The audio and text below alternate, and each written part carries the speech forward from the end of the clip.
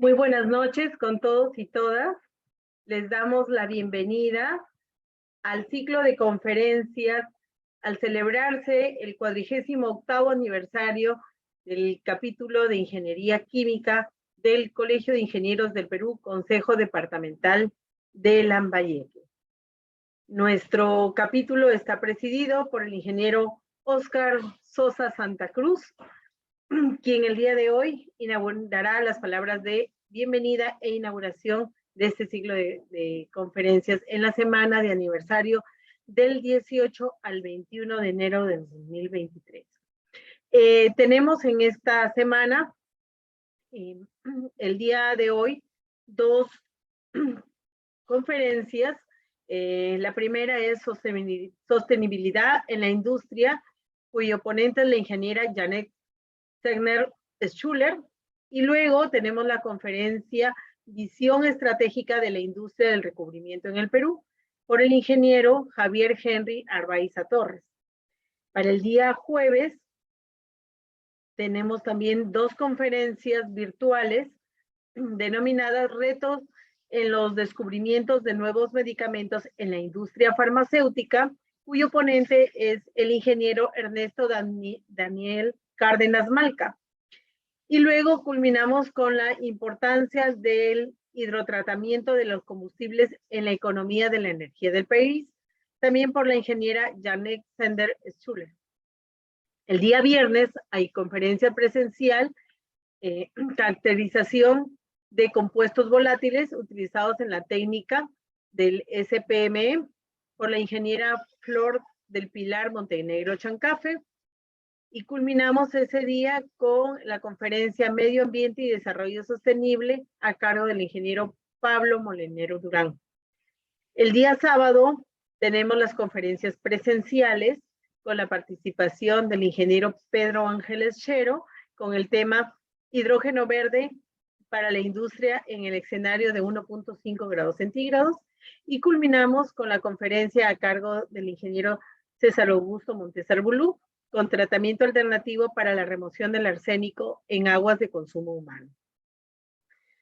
En nuestro país, todos los 22 de enero se celebra el Día del Ingeniero Químico, ¿no? Esto es al conmemorarse la creación o al recordar la creación de la primera facultad de Ingeniería Química en nuestro país, que fue en la ciudad de Trujillo, en la Universidad Nacional de Trujillo, ¿no? Y también se hace mención que en el año de 1946 fueron los primeros graduados ingenieros químicos provenientes de esa alma mater. La ingeniería química es muy importante, juega un papel muy fundamental en el diseño, la manutención, la evaluación, optimización, simulación, planificación, construcción y operación de plantas en la industria de procesos. Además, se enfoca en diseños de nuevos materiales y así como de tecnologías, ¿no? Es una forma muy importante de investigación y de desarrollo. La química es la ciencia que estudia la materia a nivel laboratorio, sus cambios y la energía involucrada. La importancia radica en que todo lo que nos rodea es materia. El ingeniero químico, entonces, participa de una manera importante en lo relacionado al diseño, a la administración de todo proceso químico a escala industrial, que permite satisfacer una necesidad partiendo de materias primas hasta poner en las manos del consumidor un producto final. Sin más preámbulos, dejo en uso de la palabra a nuestro presidente del capítulo de ingenieros sede departamental Lambayeque, el ingeniero Óscar Sosa Santa Cruz. Adelante, ingeniero. Gracias, Maciel. Como ya lo comentó Maciel, esta es una semana de aniversario en donde hemos preparado muchas visitas técnicas, ponencias. Hoy empezamos esta semana con dos grandes ponencias. Agradecer de antemano a la ingeniera Janet Sender por estar aquí con nosotros. Bienvenida a este Consejo Departamental de Lambayeque. Y sin más preámbulos, vamos a dar inaugurado esta semana de aniversario de la Ingeniería Química. Muchas gracias y vamos a disfrutar de toda esta semana de ponencias. Muchas gracias, ingeniero. Recibamos pues a la ingeniera Janet Sender-Schuller. Ella es magíster en Dirección y Gestión de Empresas e ingeniera química. Tiene más de 17 años de experiencia, habiéndose especializado en la gestión de plantas industriales, gestionando las operaciones para la maximización de beneficios, combinando el conocimiento técnico con la gestión de equipos para lograr resultados de impacto en corto plazo y sostenibles en el tiempo. Trabajó en Petroperú, a donde ingresó como practicante en refinería de Talara y donde concluyó su ciclo laboral como gerente técnico. Previamente fue gerente de la refinería Conchán, siendo la primera mujer en gerenciar una refinería de petróleo en el Perú.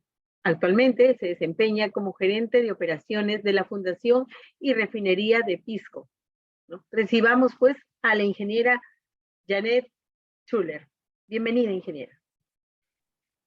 Muchas gracias, Graciela. Gracias, Oscar, por permitirme compartir con el Colegio de Ingenieros de Lambayeque. En verdad, siempre es un privilegio poder compartir un poquito de lo que hemos aprendido a lo largo de la trayectoria y sobre todo llegar a más personas para reflexionar sobre algunos temas que de pronto puedan resultar de interés, ¿no?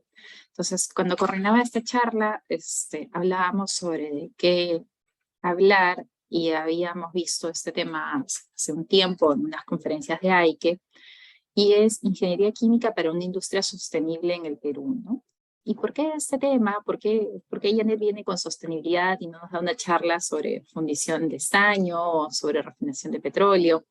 Que son temas de repente un poquito más duros, ¿no? Pero creo que esto puede ser transversal para todos y de repente nos puede llamar a la reflexión sobre lo que venimos haciendo y sobre el curso de lo que pensamos hacer a futuro. Entonces, lo primero que quería compartir con ustedes es que últimamente de pronto hemos escuchado hablar mucho, y se escucha muchas veces, sobre los millennials, ¿no? Pero en realidad tenemos varias generaciones que estamos coexistiendo actualmente. Y tenemos a los baby boomers, que son aquellos que nacieron después de la Segunda Guerra Mundial.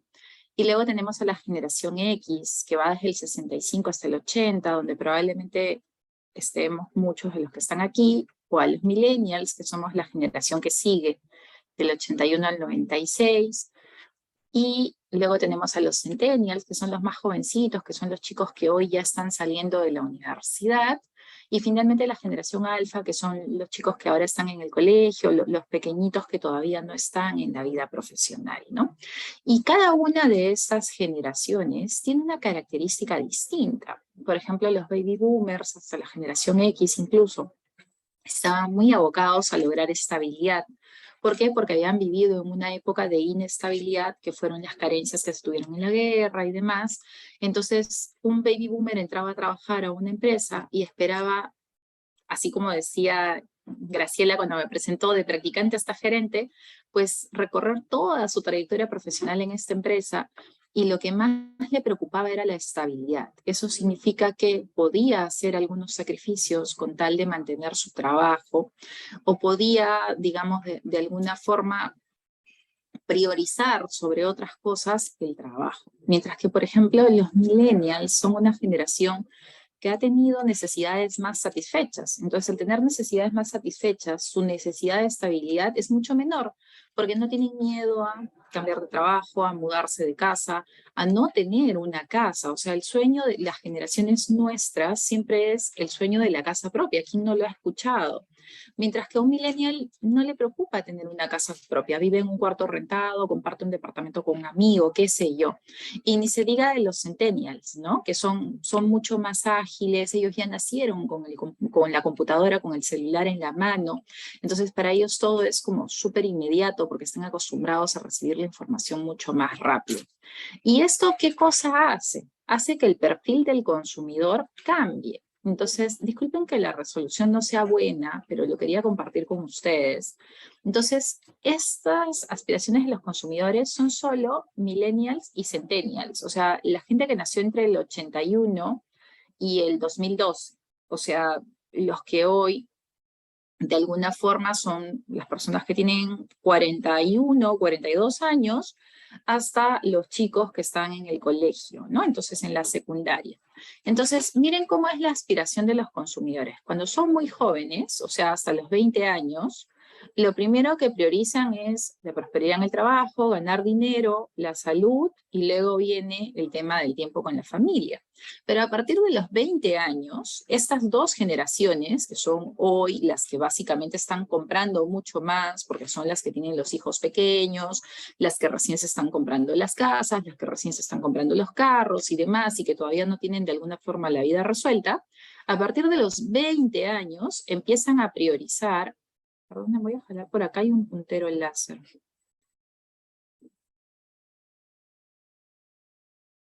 Acá está, perdón. Ven, yo también ya me estoy mudando de generación y me está contestando encontrarlo. Entonces, a partir de los 20 años, ellos empiezan a priorizar la salud, estar sano y en forma. Y cada vez esto tiene más peso, incluso que tener un buen trabajo o que ganar mucho dinero. Entonces, ¿qué priorizan las generaciones que hoy están comprando? ¿Priorizan el tener un trabajo estable? No, priorizan la salud. Y en segundo lugar, ¿qué priorizan? Pasar tiempo con la familia. Entonces, ¿esto qué cosa hace? Que el consumidor empiece a cuestionarnos ciertas cosas, porque si yo priorizo mi salud, cuando voy a comprar, ¿leo la etiqueta o no leo la etiqueta? Leo la etiqueta, porque entonces quiero saber que lo que estoy consumiendo es sano. Pero no solo es eso, empiezo a preocuparme porque si lo que estoy produciendo genera o no genera una huella en el ambiente, un impacto en el ambiente. Entonces empiezo a preferir aquellos productos que son sostenibles, aquellos que son saludables, que de otro lado son amigables con el ambiente, que no testean en animales, que no tienen esclavitud infantil, y así empiezo a pedirte un producto que sea más limpio, y no más limpio desde el punto de vista de contaminantes o de partes por millón, sino que sea gestionado, obtenido y producido en un entorno que sea limpio. Entonces, ese es el perfil del consumidor que tenemos hoy en día. ¿Qué significa? Que si yo tengo una industria que no es sostenible, que tiene un impacto ambiental significativo, que no trata bien a sus trabajadores, que no cumple con sus beneficios sociales, que tiene una cadena de producción que no cuida los efluentes, que compra en el mercado negro y qué sé yo, estos consumidores no van a preferir mi producto, lo van a vetar y no lo van a consumir. Entonces, para que nosotros podamos seguir estando vigentes en el mercado, independientemente de lo que compremos, porque imagínense, hemos hablado de las compras cotidianas, como ir al mercado y comprar comida y ver si es que esa comida es saludable o no.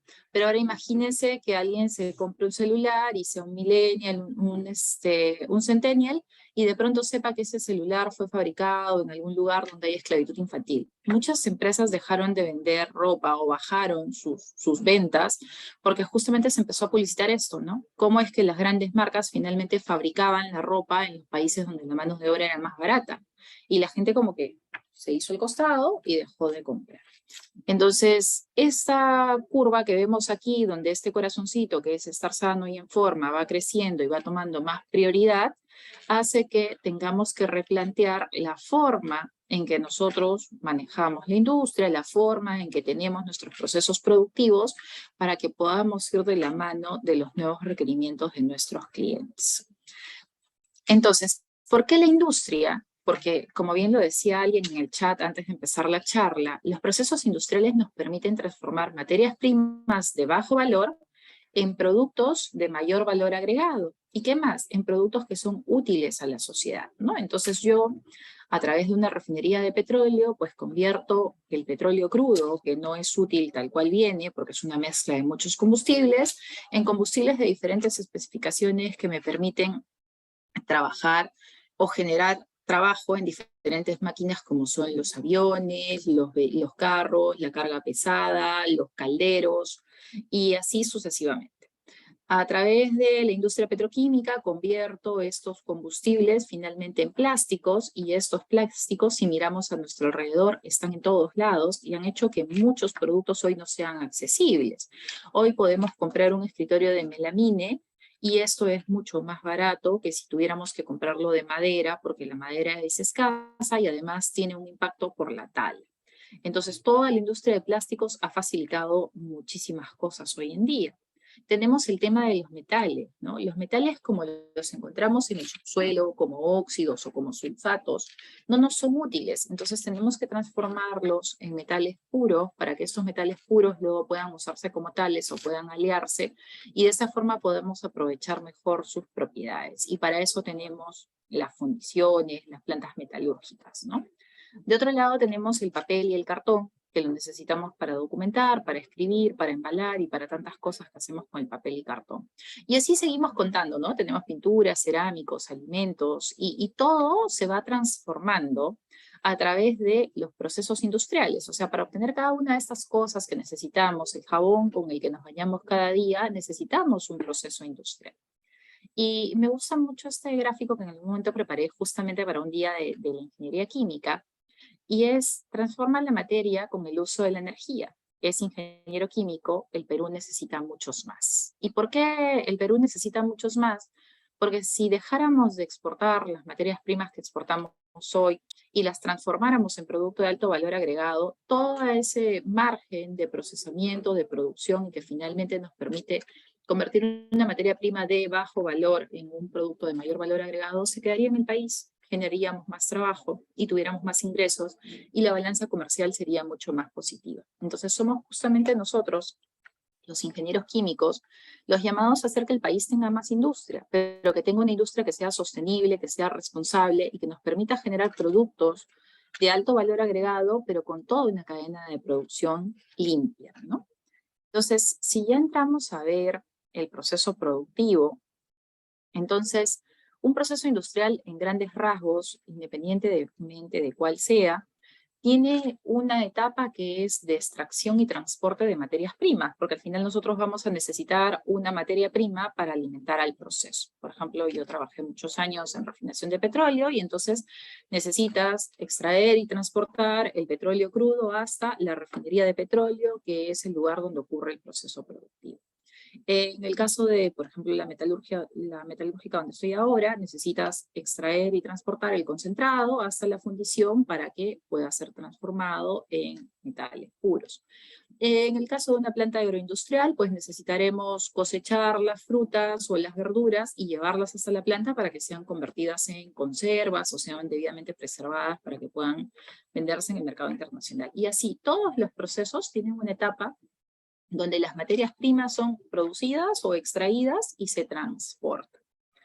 De otro lado, a esas materias primas le vamos a tener que agregar algunos insumos, que estos naturalmente es la energía, porque normalmente necesitamos calentar, mover o hacer trabajo. Necesitamos agua, ya bien sea porque vamos a generar vapor para poder transportar el calor de un lado al otro, o porque necesitamos agua como parte del mismo proceso productivo. Necesitamos gases, que pueden ser los gases que vamos a utilizar para el proceso como tal, o algunos gases especiales que necesitemos, ¿no? Y también podríamos necesitar eventualmente catalizadores si tenemos reacciones químicas de por medio, y estos catalizadores nos van a ayudar a que el proceso se lleve en condiciones adecuadas. Luego, dentro del mismo proceso, nosotros vamos a controlar básicamente 3 variables, que son presión, temperatura y tiempo de residencia.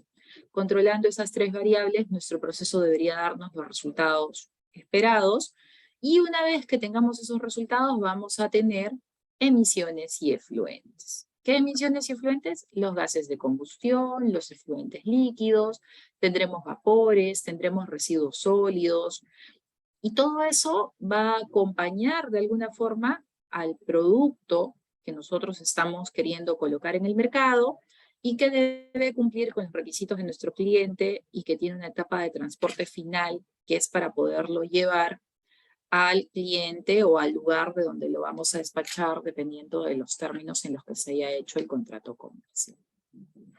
Y entonces, ¿cómo hacemos que todo este proceso, que de alguna forma yo he resumido en 5 pasos, se vuelva sostenible?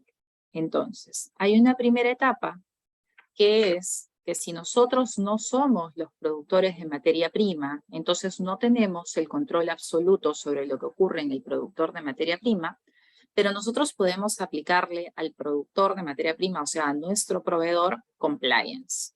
Entonces, si le aplico compliance, entonces yo le pediré a este proveedor que para que pueda estar registrado en mi base de datos de proveedores calificados, me tiene que pasar sus estados financieros, me tiene que pasar la evidencia de que cumple con sus obligaciones laborales, de que su personal está debidamente asegurado. Le puedo pedir, de acuerdo a mis políticas, que su planta cumpla o tenga alguna certificación tipo ISO 14001, ISO 45001. Le puedo pedir que me justifique que también tiene implementado un sistema de compliance donde tenga su política de prevención del financiamiento y lavado, prevención y lavado de activos, prevención del terrorismo y financiamiento y lavado de activos. Entonces, me enredé, ¿no? Prevención del financiamiento del terrorismo y lavado de activos. Esa es. Entonces, le puedo exigir todo eso, y si bien yo no tengo control sobre el productor, puedo hacer que el productor también sea alguien responsable, porque si no, no le compro. Entonces, compliance nos permite que a quienes nos están proveyendo de materias primas, a quienes están aguas arriba en la cadena de producción, nosotros podamos tener injerencia sobre ellos y podamos hacer que ese proceso también esté controlado y también sea limpio, también sea transparente.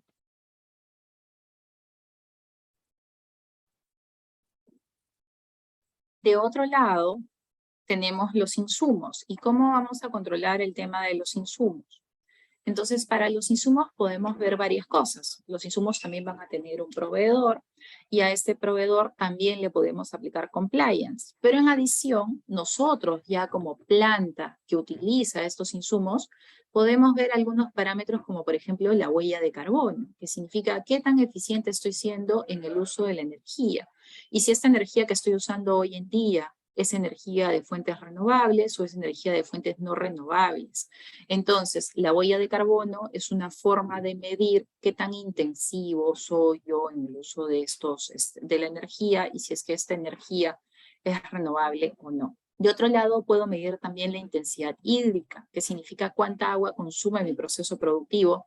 Y, por ejemplo, si es que estoy reciclando el agua, si la estoy reutilizando, o si todos los días tomo un montón de agua del planeta y finalmente la estoy devolviendo al sistema con algunos contaminantes que aun cuando cumplan los LMPs no va a ser agua potable como el agua que entró a la planta, ¿no? Entonces, son dos formas de hacer que esta etapa que hemos marcado acá como insumos también sea sostenible. Entonces tenemos las materias primas que yo las aseguro con compliance para ver que todo el proceso sea limpio.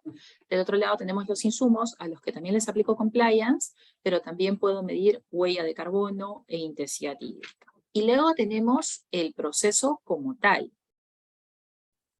Entonces, el proceso como tal, muchos de nosotros hemos escuchado de que, por ejemplo, al proceso le aplicamos un ISO 14001 y nos certifica que el proceso está en un proceso de mejora continua con respecto al ambiente, le aplicamos un ISO 45001 y aseguramos que tenemos un proceso de mejora continua con respecto a la salud y seguridad de nuestros trabajadores, pero hay algo que justamente nace en AIQE, que es la Asociación de Ingenieros Químicos en Estados Unidos, y que es el Process Safety Management. Entonces, ¿qué hace el Process Safety Management? Es como el paraguas que tapa o que de alguna forma cubre todo el proceso industrial y que hace que el proceso industrial no se salga de control. Entonces, en grandes rasgos, ¿qué te dice un Process Safety Management? Te dice, primero, ¿el personal que está operando la planta es competente?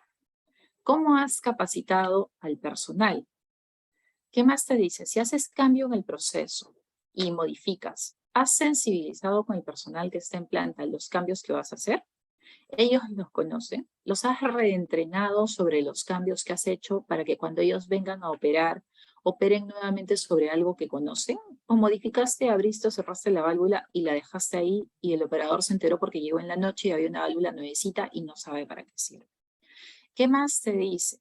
¿Cómo estás inspeccionando tus procesos? O sea, ¿cómo estás asegurando que tenga el espesor que debe tener, que tenga el material que debe tener? Y de otro lado, ¿estás operando dentro de los parámetros de control? O sea, la presión y la temperatura con la que estás operando están dentro de los parámetros de diseño, porque si es que estás inspeccionando adecuadamente y la presión y temperatura están dentro de los parámetros de diseño y la gente está capacitada y estás comunicando adecuadamente los cambios, el proceso no debería salirse de control. Pero si es que no estás siguiendo todo ese flujo, es muy probable que el proceso se salga de control. Y luego viene ya la valoración del riesgo, cómo estás valorando el riesgo, cómo estás manejando las alarmas, cómo estás comunicando a las partes interesadas lo que está ocurriendo, y finalmente se vuelve un sistema de gestión donde yo gestiono la seguridad del proceso. Significa que gestionando eso voy a operar dentro de los parámetros de presión, temperatura, caudal, para que mi proceso no se salga de control, que mis equipos van a tener los espesores correctos para que yo no tenga fugas, que mis equipos van a estar diseñados de acuerdo a lo que estoy trabajando, y finalmente que la gente que está en planta va a ser competente. ¿Y por qué ocurre esto? Porque nosotros hemos escuchado muchas veces de los grandes accidentes industriales, y en estos grandes accidentes industriales donde lamentablemente murieron muchos compañeros que estaban en el turno, o personas que ni siquiera tenían que ver con el proceso industrial y que fueron alcanzadas por la onda expansiva o por la onda de químicos que se liberaron, lo que se encontró muchas veces es alarmas bypaseadas, procesos que operaban por encima de las condiciones de operación de diseño, procesos a los que se les había introducido una mejora y nadie les había explicado para qué habían introducido la mejora y finalmente la gente lo operó mal, personal nuevo operando que no sabía cómo operar o qué cosa hacer en caso de emergencia, y así. Entonces el Process Safety Management prevé que todas estas cosas no ocurran o estén debidamente controladas para que el proceso no se desborde. Y luego tenemos ya la parte de las emisiones y los efluentes, y ahí lo que tenemos que hacer para asegurar que el proceso es limpio y sostenible es cumplir con los SECAs para el caso de las emisiones y con los LMPs para el caso de los efluentes, y esto lo podemos manejar con un sistema de gestión ambiental y podemos controlarlos desde ahí. Pero si yo traigo el proceso controlado, porque he aplicado a mi Process Safety Management, porque he hecho un diseño adecuado, los SECAs y los LMPs deberían cumplirse. Y el cumplimiento de estos dos parámetros debe ser un must. Si yo no cumplo con los límites máximos permisibles o no cumplo con los estándares de calidad del aire, sencillamente no puedo operar. Tengo que parar mi proceso y tengo que solucionar lo que esté pasando dentro del proceso, pero yo no puedo cumplir un día y el otro día no. Cumplo el día que va a venir el regulador y el día que el ente fiscalizador no va a venir a planta, pues mis emisiones están en otros valores. Eso no puede ser así, así no se puede trabajar. Tenemos que tomar conciencia de lo que estamos haciendo en las plantas industriales. Y finalmente, ya como producto, tenemos nuevamente el compliance. ¿Y por qué nuevamente el compliance? Porque si yo soy una industria limpia, debería venderle a alguien que tenga dinero limpio. Entonces le voy a pedir al cliente al que le estoy vendiendo que me pruebe que su dinero no viene del narcotráfico, no viene del terrorismo, no viene, no sé, del tráfico de armas. Entonces, nuevamente aplico compliance, pero ahora le aplico compliance a mi cliente. Por extraño que les parezca, antes de recibir el dinero del cliente, le preguntaremos de dónde viene su dinero. Y entonces, con estos pasos que les he contado ahora, que parecen bastante sencillos, nosotros podemos asegurar que tenemos una industria sostenible. Entonces, como les decía al inicio, yo había preferido no hacer una charla abocada a una determinada industria o un determinado proceso, sino hablar en general, porque considero que todo lo que hemos conversado aquí de una u otra forma se puede aplicar a las diferentes industrias donde ustedes pueden trabajar.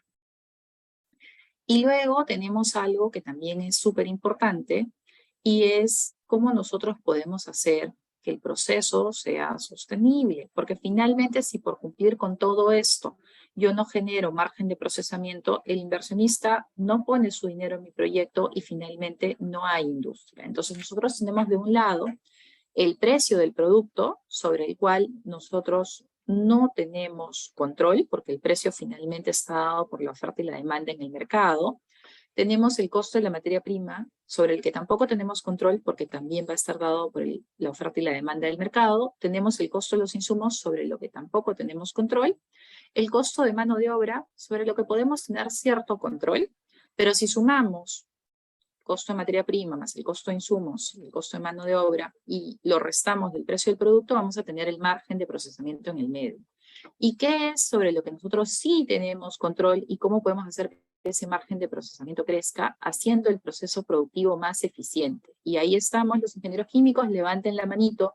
Nosotros sabemos cómo hacer que el proceso sea más eficiente, cómo optimizar el consumo de energía, cómo optimizar el consumo de insumos, cómo hacer que los equipos nos duren más tiempo porque operamos bajo mejores parámetros, cómo hacer que el proceso sea más estable y que de esa forma no tenga que hacer mantenimiento, cómo cuido mi bomba para que no cavite, porque si cavita va a fallar más rápido y voy a tener que hacerle mantenimiento con más frecuencia y eso se va a comer finalmente mi margen de procesamiento.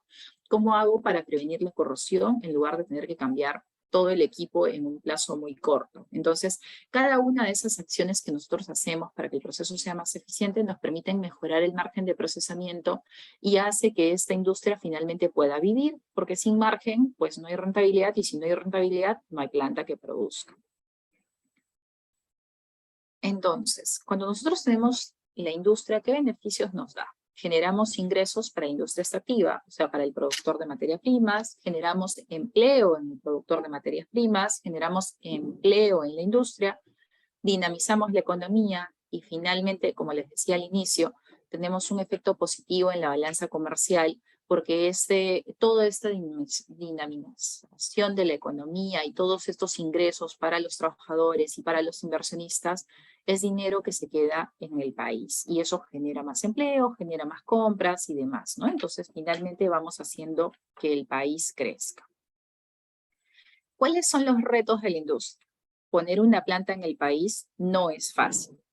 Lo primero que tenemos que obtener es la licencia ambiental. Entonces, si nosotros tenemos un proyecto y queremos poner una planta, lo primero que nos toca hacer antes de haber ni siquiera invertido, ni instalar la planta, ni nada, es conseguir la licencia ambiental, que significa que voy a hacer el estudio de impacto ambiental de acuerdo al instrumento de gestión ambiental que corresponda según el tipo de industria que voy a instalar, pero tengo que conseguir la licencia ambiental y ese es un paso previo y demora. Si tenemos que hacer un estudio de impacto ambiental, solo el estudio demora por lo menos 12 meses y luego tenemos los plazos de aprobación. Después de eso necesitamos socializar el proyecto porque vamos a tener vecinos, la planta se va a construir y necesitamos licencia social. Eso antes de iniciar la construcción. Después de eso, necesitamos que sea rentable, porque necesitamos finalmente generar pues, que sea viable para el accionista, porque el accionista nos va a decir, mira, esta es la rentabilidad mínima con la que voy a invertir. Y una vez que hemos pasado esas tres cosas, necesitamos que se pueda hacer en oportunidad, porque ¿qué pasa si cuando yo voy y le planteo el proyecto al accionista, estamos hoy, fecha cero, y el día que puedo empezar a construir han pasado 4 o 5 años? ¿Y qué hace el accionista con ese dinero durante 4 o 5 años que yo me pasé pidiendo la licencia ambiental, pidiendo la licencia social, finalmente haciendo las ingenierías para poder empezar a construir? Y esos 5 años el accionista va a tener su dinero guardado, esperando a que pueda construir la planta para que empiece a producir. Entonces, cuanto más largo es el proceso para lograr las aprobaciones y que la planta empiece a producir, menos inversionistas tenemos dispuestos a invertir en el país. Entonces, muchas veces hay la expectativa de que se generen grandes industrias, pero como los procesos se van retardando, entonces finalmente eso disuade a que los inversionistas hagan o decidan por invertir acá y inviertan en otras economías que de pronto tienen procesos más ágiles. Tener procesos más ágiles no significa trabajar saltándose las normas medioambientales o saltándose el impacto que podamos generar en la población o las buenas relaciones con la población, pero sí que seamos más ágiles revisando los documentos y consiguiendo las aprobaciones. Y tenemos también como país otros retos culturales. Por ejemplo, como peruanos somos reacios a seguir procedimientos. Entonces, normalmente consideramos que siempre hay una forma más fácil de hacer las cosas, que no siempre es la forma correcta, y entonces estamos saltándonos el procedimiento en la planta y tiene que haber alguien parado al costado diciéndonos que tenemos que hacer las cosas como se deben hacer y que no podemos tomar atajos y demás. Ni qué decir de la impuntualidad. Hoy vamos a empezar a las 7:30 y esperamos, creo que 15 minutos para que termináramos de conectarnos y podamos empezar. Es un mal común. La informalidad. Mira, te pago tu sueldo, pero como te van a descontar renta de quinta, mejor págame poquito aquí y te recibo el resto por fuera. ¿Eso conversa con una industria sostenible donde yo tengo compliance, donde todo tiene que ser legal? No conversa. Tenemos el tema de los cotilleos y los chismes que siempre ocurren en planta y que distraen a la gente y que en lugar de dedicarnos a hacer lo que tenemos que hacer, estamos preocupados por lo que podría o no estar pasando. También está el tema de que muchas veces no tenemos al cliente en el centro. Cuando les mostraba todo el proceso productivo, nosotros producimos por el placer de producir o producimos para un mercado? Esta charla empezó justamente diciendo que los clientes habían cambiado y que estos clientes nos pedían hoy algunos requisitos o algunos atributos al producto que estábamos ofreciendo al mercado distintos a los que los pedían los clientes de antes. Entonces, si yo no estoy mirando a mi cliente, llega el momento en que, como dice la frase, las ruedas de piedra no se acabaron porque se acabaran las piedras, pues no, nadie me compra lo que estoy produciendo porque no me di cuenta que mi cliente estaba cambiando. Entonces, lejos de ahí está y si quieres lo compras, hoy es qué necesitas y cómo lo preparo para que me lo compres. Mucho tenemos este tema de dejar todo para última hora. ¿Y quién no lo ha vivido mientras estaba en la universidad? ¿Cuándo se estudiaba en la universidad? El día antes del examen, amanecida. ¿Y por qué no estudiábamos desde el inicio de las clases? Entonces, si hubiéramos estudiado desde el inicio de las clases, probablemente el día antes del examen ni siquiera nos teníamos que amanecer, ¿no? Pero todos llegábamos trasnochados al examen porque todos nos habíamos amanecido. Y tampoco tenemos esta cultura de la optimización, ¿no? O sea, de qué podemos hacer con menos recursos y cómo lo hacemos, porque al final es dinero del accionista, ¿no? Y él me da y yo lo uso. No, tenemos que tener la cultura de que somos dueños de casa. Entonces, si nosotros somos los dueños y actuamos como si fuéramos dueños del negocio, siempre vamos a estar viendo qué cosas podemos optimizar, porque en la casa nadie vota nada, pero en la planta muchas veces sí, como que estamos porque no es nuestro, ¿no? Y finalmente, siempre buscamos el máximo beneficio con el mínimo esfuerzo, ¿no? Entonces, esta ley del mínimo esfuerzo también nos pasa factura, porque no estamos muy dispuestos a dar todo. Entonces, estos retos culturales también nos ponen en alguna forma en desventaja versus otras economías donde la gente trabaja como relojito en granada y no tenemos que andarle exigiendo que sea puntual, que siga el procedimiento, que no sea informal y demás. Y lo vemos cuando vamos a cruzar la calle y la gente no cruza por el cruce peatonal y el carro no pasa para que el peatón pase y de pronto nos vamos a otros países, aquí mismo en Latinoamérica o en otros continentes y solo basta que estés parado en la vereda para que el carro pare y te dé paso. Y todos pasan juntitos, o la gente que hace cola en el metro para subir y no se aplasta, y así sucesivamente. Entonces es cultural, y eso hace que estas economías, tipo Japón, por ejemplo, sean mucho más eficientes porque han nacido diseñados para ser eficientes y para ser ordenados.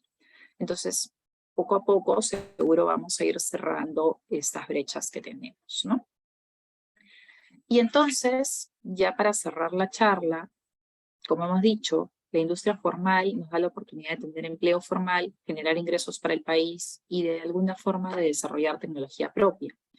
El reto está en alcanzar la licencia ambiental y social en plazos razonables que no afecten la rentabilidad del negocio. Tenemos sistemas que permiten gestionar los riesgos en las diferentes etapas del proceso. La cultura es aquello que nos hace diferentes e impacta en los resultados del negocio. La cultura puede hacer que tengamos ese impacto de forma positiva o que tengamos ese impacto de forma negativa. Y para cerrar, la ingeniería química es la llamada transformar la industria tradicional en sostenible. Entonces, eso es lo que yo había querido compartir hoy día con ustedes. Espero que la charla haya sido útil, que les haya agregado valor y quedo atenta a sus preguntas.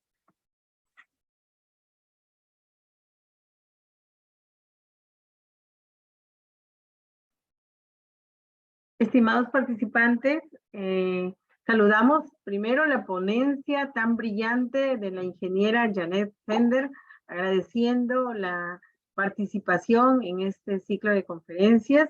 Y invitamos a los participantes, por favor, a levantar la mano y poder llevar un orden para las intervenciones y las preguntas, si gustan también a través del chat, para realizarle a nuestra ponente. Tenemos una pregunta del señor Daniel Alberto Mogollón. Indica, ¿por qué es tan difícil la sostenibilidad industrial en el Perú y cuáles serían sus limitantes más relevantes?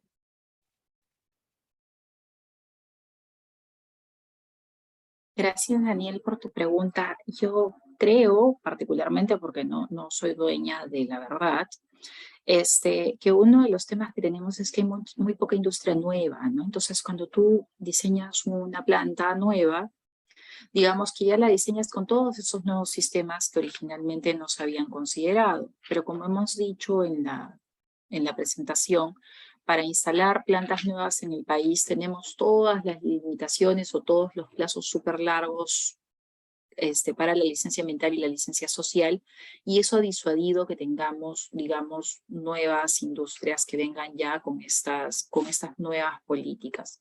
De otro lado, el país tiene muchos pequeños sistemas informales, ¿no? Entonces, cuando tú te vuelves formal, 100%, y empiezas a aplicar.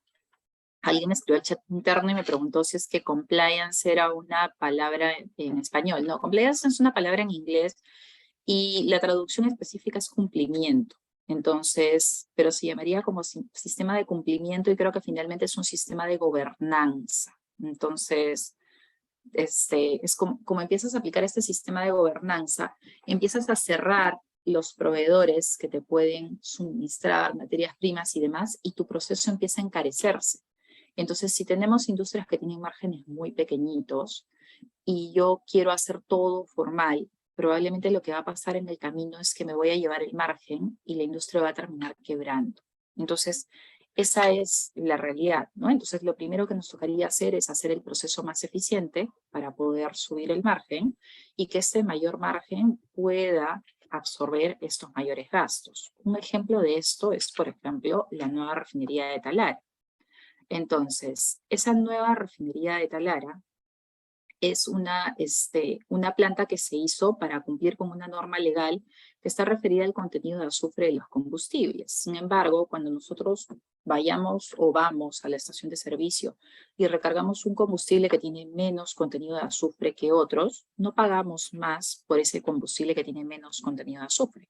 Sin embargo, al proceso productivo le hemos agregado varias plantas que cuestan varios miles de millones, y hemos incrementado el costo de producción y hemos reducido el margen. Entonces, ¿qué se hizo en este proyecto? Se agregaron procesos de transformación, procesos, digamos, químicos, que lo que hacen es transformar materias primas de bajo valor o productos de bajo valor en productos de alto valor agregado, para que el margen de refinación volviera a ser rentable. Entonces, digamos que si en el esquema original se agregaban las plantas de hidrodesulfurización y no se hacía ningún cambio en el esquema o en la complejidad de la refinería, el proceso terminaba por no ser rentable.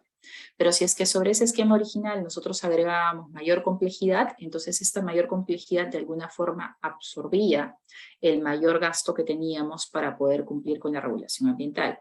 Entonces esto mismo se podría hacer en algunas industrias, ¿no? Si yo tengo un margen bajo, puedo mirar cómo puedo reinventarme para que mi producto tenga un mayor valor en el mercado y de esa forma puedo asumir el costo de que sea sostenible, porque tarde o temprano, si no soy sostenible, no va a haber mercado.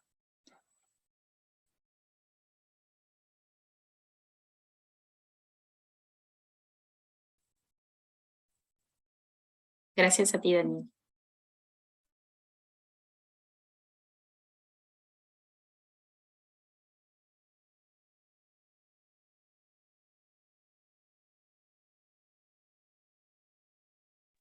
Si no hubiera más preguntas. ¿Alguna otra pregunta? No sé si hay alguna acá. Sí, pregunta Marco Antonio Contreras, ¿qué le faltaría al Perú para avanzar en petroquímica? Es lo mismo, miren, les comparto mi experiencia particular. En varias ocasiones, la Facultad de Petroquímica de la UNI me ha invitado a ser jurado de su feria de proyectos. Entonces, como esta facultad está acreditada internacionalmente, ellos tienen una feria de proyectos en cada semestre y los chicos presentan proyectos de petroquímica, donde se produce urea, se producen diferentes productos petroquímicos, ¿ok? Y estos proyectos son rentables. Sin embargo, no he visto que ninguno de estos proyectos de los que he tenido oportunidad de conocer en el último tiempo, haya visto la luz. ¿Y por qué no ven la luz? Porque justamente tenemos todo el tema de la licencia ambiental, la licencia social, y que finalmente hacen que los plazos de ejecución sean muy largos y que los inversionistas se desanimen de invertir. Entonces, ¿tenemos materias primas para hacer petroquímica? Sí, sí tenemos. Hoy por hoy, con las reservas que tenemos, alcanza hasta cierto periodo para el consumo en las casas, pero sí tendríamos materia prima porque estamos exportando gas natural. Ese gas natural tranquilamente se podría transformar y podría alimentar a la industria petroquímica. pero la limitación es justamente obtener todas las licencias para que esto pueda funcionar, ¿no? Y más aún cuando hablamos de químicos, porque puede haber mucha campaña de desinformación hacia la población, indicando que estas industrias podrían contaminar, cuando sabemos que hoy tenemos muchos elementos para poder tener un control ambiental adecuado, ¿no?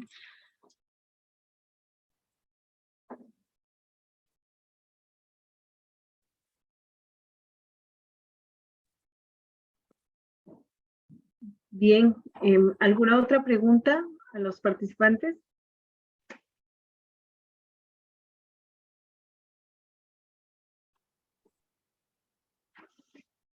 Me parece que no habiendo más preguntas, agradecemos a la ingeniera Janet Sender-Schuller y damos el pase al ingeniero Oscar Sosa, quien irá a hacer entrega de un diploma a la ponente.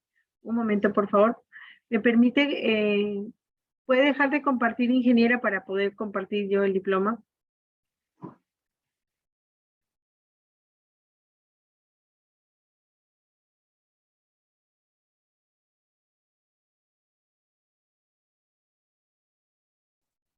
Ya está, Graciela, gracias.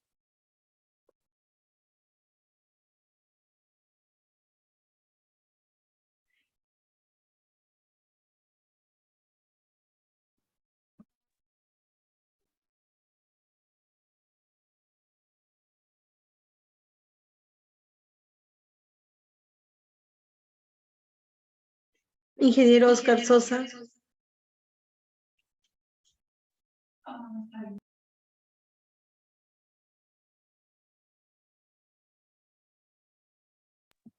Ingeniero Oscar Sosa.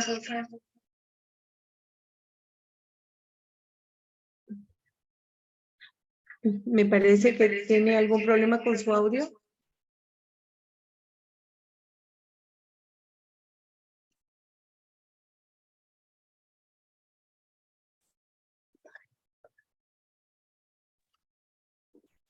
Bien, bueno, parece que tenemos un problema con el audio del ingeniero Oscar.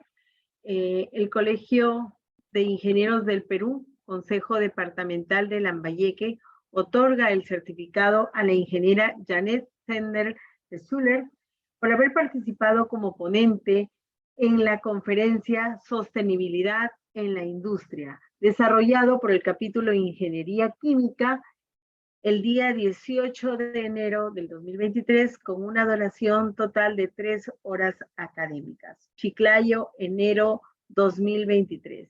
Firmado por ingeniero Óscar Eufemio Sosa Santa Cruz, presidente del capítulo de Ingeniería Química, y el ingeniero Carlos Manuel Burgos Montenegro, decano del Colegio de Ingenieros del Perú, Consejo Departamental Lambayeque. Agradeciendo su ponencia, ingeniera, muchas felicidades. Gracias. Gracias a ti, Graciela, y gracias a todos los que han tenido la paciencia de escuchar la charla. Espero que les haya sido de provecho. Y sigamos haciendo industria sostenible en el país, ¿no? Hagamos procesos más eficientes, más limpios, hasta que lleguemos a ser altamente competitivos. Gracias. Sí, Maciela, recién se reactiva mi audio. Agradecer a Janet por esta ponencia, gracias por participar con nosotros en esta semana de aniversario. Muchísimas gracias por tu ponencia y muy agradecido a nombre de nuestro Consejo Departamental de la Lambayeque. Muchas gracias, Janet. Gracias, Oscar.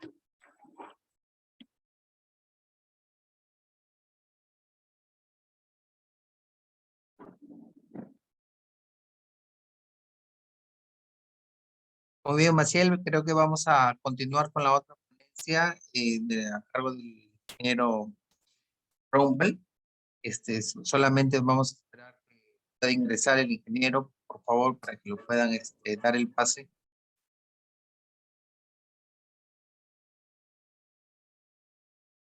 ¿Me escuchan? Buenas noches. Buenas noches, ingeniero. Siguiendo las ponencias, ¿no? En esta oportunidad Contamos con la participación del ingeniero Javier Henry Arbaiza Torres. Un minuto, por favor, creo que está haciendo su contacto. Hoy día él va a compartir con nosotros el tema Visión Estratégica de la Industria de Recubrimiento en el Perú. El ingeniero tiene como formación ingeniero químico, egresado de la Universidad Nacional Pedro Ruiz Gallo, tiene una maestría con mención en gestión empresarial por la Universidad Nacional Mayor de San Marcos y en el Programa Internacional de Inspectores de Revestimientos Industriales y de Planificación y Especificación de Proyectos Recubrimientos Industriales. Tiene 15 años de experiencia en el sector de recubrimientos en empresas líderes del mercado peruano, es jefe de ventas industriales en Chemifabric y es ejecutivo técnico comercial de cuentas claves, ingeniero de proyectos, es ingeniero supervisor de CPPQ SA, control de calidad y pinturas International Perú. Sin mayor preámbulo, recibamos pues al ingeniero. Buenas noches. A ver, voy a iniciar la presentación. A ver si me confirman que se puede visualizar la información. ¿Se visualiza, por favor? ¿Me confirman?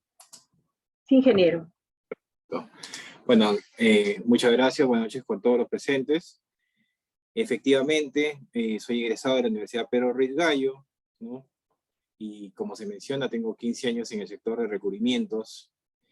Inicio esta charla mencionando el hecho que a veces en el desarrollo de la formación académica de uno, a veces no se orienta uno correctamente o no ve alternativas que dispone el mercado, y una de esas alternativas justamente es la industria de recubrimientos. Por eso justo el enfoque de mi charla es poder un poco ver una alternativa más que dispone nuestra especialidad como ingenieros, ¿sí? En ese sentido, el día de hoy vamos a ver lo que es la industria de recubrimientos, vamos a familiarizarnos un poco con lo que son los conceptos de lo que son pinturas, y algo más especializado que ya es los recubrimientos en sí. La industria de recubrimientos tiene una infinidad de pinturas como alternativas, van desde productos muy básicos hasta productos muy complejos, que inclusive en Latinoamérica no se usan, pero existen como alternativa. Los principales componentes determinan muchas veces cuál es la función principal del recubrimiento o de la pintura. Es por eso que también vamos a ver cuáles son los principales componentes, cómo se realiza en sí el proceso de fabricación desde una mirada general, los controles de calidad que se disponen en este proceso y una idea del campo de acción que tenemos como ingenieros químicos en el sector de recubrimientos. En ese sentido, iniciamos con un concepto muy importante que a veces se ve como algo muy simple, ¿no? Como es la pintura. Si vamos un poco a la definición de pintura, la pintura podemos encontrarla como es una expresión gráfica realizada por el hombre, a veces tiene un campo histórico, como la imagen que se ve en la parte derecha, ¿no?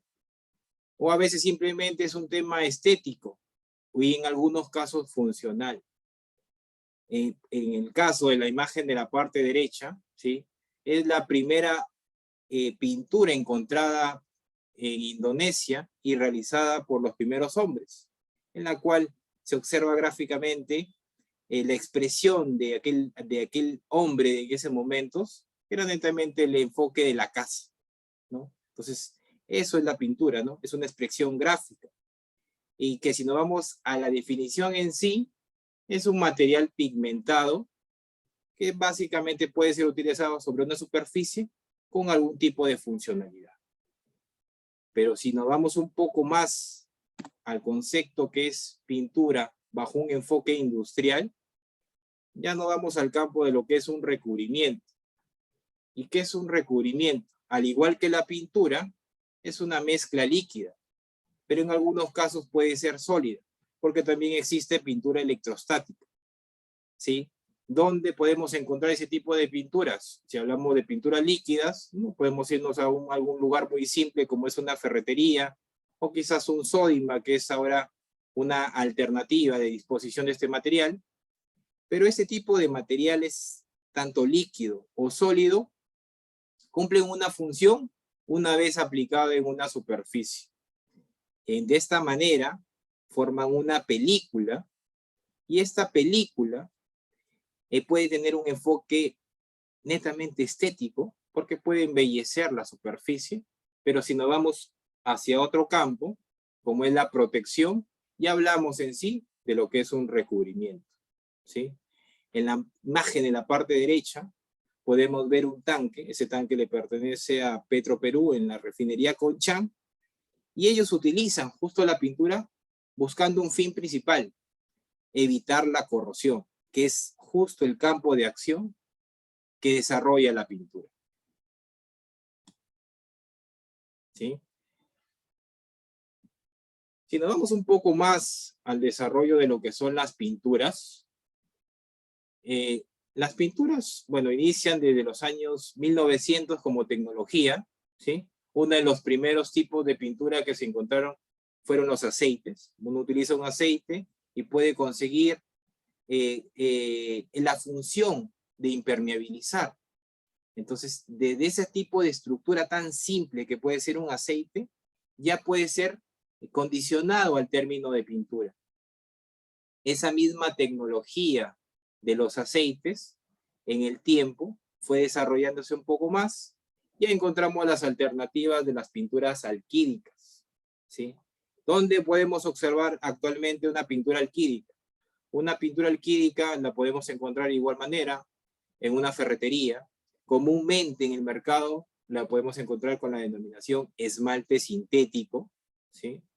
Es una pintura de un solo componente, ¿no? ¿Y dónde la podemos usar o dónde se usa habitualmente en el mercado? La ubicamos en lo que es la carpintería metálica. Cuando hacemos un mantenimiento general, quizás el pintado de una estructura, ya sea de acero o fierro, ahí encontramos lo que son las pinturas alquídicas. ¿Qué particularidad tiene una pintura alquídica? Y que es importante que también la mencione porque es de acceso general. Las pinturas alquídicas, por su estructura química, reaccionan o entran en un mecanismo de curado a través del contacto con el oxígeno. ¿Qué quiere decir esto? Que si una lata de esmalte sintético yo la abro, al contacto con el oxígeno se produce la reacción de oxidación, y esa reacción de oxidación realiza netamente que la pintura se pueda secar. Por eso que cuando uno compra una lata de pintura de este tipo, los esmaltes sintéticos, por exposición al medio ambiente, automáticamente la pintura reacciona. Y al reaccionar, limita su estabilidad y su durabilidad en el tiempo, ¿sí? Esta misma tecnología de los recubrimientos fue avanzando en los siguientes años, y ya encontramos pinturas del tipo de caucho clorado. El caucho clorado, también en el mercado, ¿sí? Lo podemos encontrar a través de lo que son imprimantes. Cuando uno quiere o tiene algún problema, quizás por humedad, ya sea por una fuga de una cañería o por quizás cercanía a un parque o quizás un césped, ¿no? A una fuente externa de agua, los impermeabilizantes del tipo de caucho clorado son una buena alternativa. Entonces, este desarrollo tecnológico de los recubrimientos, ¿no? Nos lleva en la siguiente escala a las pinturas vinílicas, donde encontramos en el mercado también las pinturas vinílicas. Las pinturas vinílicas las encontramos en la mayoría de látex. Son una alternativa de desarrollo cuando buscamos una pintura más económica, ¿sí? Esta misma pintura vinílica, que la podemos encontrar en cualquier tipo de látex, fue complementada años después a través del uso de las pinturas acrílicas, ¿no? Entonces en el mercado de látex, ¿no? Que usamos en el mantenimiento general de nuestras casas, podemos ver en instituciones o de manera diversa en el día a día en la industria, son usadas la combinación de estos dos tipos de pintura. Cuando una pintura de este tipo, de los látex, y ustedes pueden revisarlo quizás en la documentación del producto, tiene mayor concentración de resina o de pintura acrílica, ¿sí? Permite un mayor grado de lavabilidad de la pintura. ¿Cómo se demuestra esto? ¿Cómo pueden ustedes observarlo en su día a día? Esto lo observamos cuando, por ejemplo, tengo una pared blanca y que por contacto diario yo le coloco mis dedos y dependiendo de la sustancia que pueda yo tener en mis manos, transfiero ese contaminante o la sustancia que tengo en mis manos a la superficie blanca y yo, lógicamente, al ser blanco, estoy cambiando su coloración original para evitar que esa coloración se reduzca. Yo puedo frotarla con un paño con agua. Entonces, esa acción es la lavabilidad de una pintura. ¿Qué quiere decir esto? Que las pinturas que tengan mayor composición de resina acrílica permiten una mejor lavabilidad y mantenimiento de este tipo de productos, ¿sí? Este mismo tipo de pinturas fue desarrollándose un poco más y ya vienen las alternativas de las pinturas epóxicas. Las pinturas epóxicas sí hay una gran extensión en este tipo de recubrimientos, ¿sí? ¿Qué tipo de encontramos? Encontramos resinas del tipo poliamidas, encontramos poliaminas, ¿no? Que en el caso de las primeras son muy usadas también como impermeabilizantes. A diferencia del caucho cuadrado, son menos tóxicas, ¿no? Son tecnologías más saludables, que buscan un enfoque más ecológico, dependiendo del tipo de composición, ¿no? También tenemos las poliaminas, como mencioné. Las poliaminas tienen un campo más de incidencia química, tienen cierta resistencia y tolerancia a ciertos líquidos, ¿no? Y que permiten un mayor campo de acción. En ese mismo sentido, las epóxicas y dentro de sus alternativas se encuentran las pinturas fenólicas. ¿Qué son las pinturas fenólicas? Son una alternativa para todo lo que son los combustibles. Por ejemplo, el diésel, la gasolina, que pueden ser almacenadas y distribuidas de cada refinería, pueden ser almacenadas en contenedores que son recubiertos con este tipo de pinturas. ¿Qué pasa si yo no lo recubro a este contenedor? Lo que pasa es que se inicia el proceso de corrosión, y el corrosión no es más que el deterioro de un elemento, un material en este caso, que puede conllevar a la fractura, ¿no? O rompimiento de la estructura del contenedor, y puede conllevar quizás a un accidente, un incidente o un evento más catastrófico. Entonces, este es el campo de acción que tienen las pinturas, es específico a cada tipo de pintura. Más aún, inclusive en el campo de los epóxicos, podemos encontrar los tipos Nobulaca. ¿Dónde vemos las pinturas tipo Nobulaca? Las pinturas tipo Nobulaca las podemos encontrar como complemento a la zona de contención secundaria.